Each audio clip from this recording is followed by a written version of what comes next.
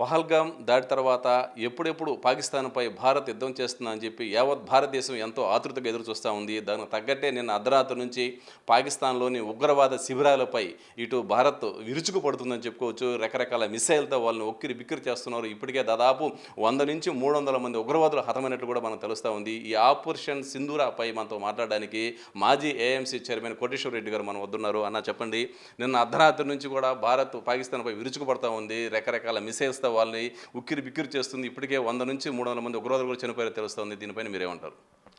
గత నెల ఏప్రిల్ 22వ తేదీన అమాయక పౌరులైనటువంటి భారతీయులను అతి దారుణంగా పాకిస్తానీ తీవ్రవాదులు ఉగ్రవాదులు పట్టణ పెట్టుకుంటే ఆ రోజు ఎంతోమంది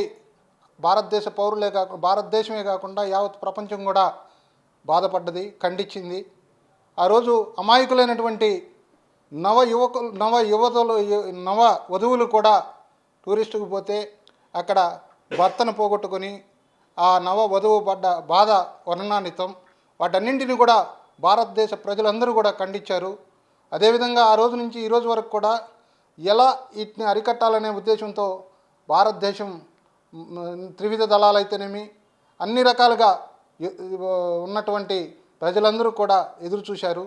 ఈరోజు ఆపరేషన్ సింధూర పేరుతో భారత్ త్రివిధ దళాలు పాకిస్తాన్ ఆక్రమిత కాశ్మీర్లోను అదేవిధంగా పాకిస్తాన్ బార్డర్లోనూ మిసైల్స్ దాడులు జరిపి ఈరోజు ఎంతోమంది ఉగ్రవాదుల్ని చంపివేయడం జరిగింది.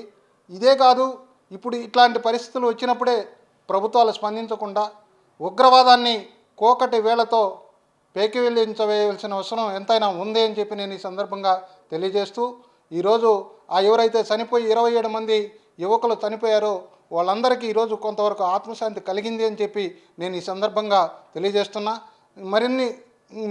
ఇంకా సర్జికల్ ఆపరేషన్ జరిపి ఉగ్రవాదాన్ని పూర్తిగా కోకటి వేళతో ఏరివేయాల్సిన అవసరం ఎంతైనా ఉందని చెప్పి భారత ప్రభుత్వానికి అదేవిధంగా ప్రపంచ దేశాలకు కూడా నేను మనవి చేస్తూ ఉన్నా.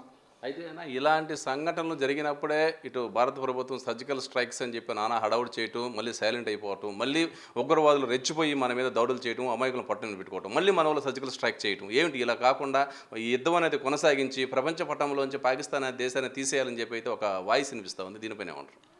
అదే సార్, ఇప్పుడు ఏదైతే ఇలాంటి సమస్య వచ్చినప్పుడు లేదంటే మన ప్రజల్ని పట్టణ పెట్టుకున్నప్పుడు మన ఆస్తులను దాడి చేసినప్పుడు సర్జికల్ స్ట్రైక్స్ కాకుండా ఏదైతే ఉగ్రవాదాన్ని పూర్తిగా అంతమొందించే వరకు అన్ని దేశాలు కూడా ప్రయత్నించాల్సిన అవసరం ఉంది. పాకిస్తాన్ను ఉగ్రవాదాన్ని ప్రపంచంలోనే పాకిస్తాన్లో ఉగ్రవాదాన్ని పెంచి పోషిస్తూ ఉన్నారు. అలాంటి పాకిస్తాన్ మీద కఠిన చర్యలు తీసుకొని ప్రపంచ దేశాలన్నీ కూడా కఠిన చర్యలు తీసుకొని పాకిస్తాన్ ఉగ్రవాదాన్ని ఏరివేయవలసిందిగా కోరుతూ, పాకిస్తాన్ అనేది ప్రపంచ పటంలో ఉండకుండా సామాన్య పౌరులందరూ కూడా బాగా ఉండే విధంగా చేయవలసిందిగా ఈ ప్రభుత్వాలను కోరుతూ ఉన్నా. థ్యాంక్ యూ అన్న. ఇది పరిస్థితి.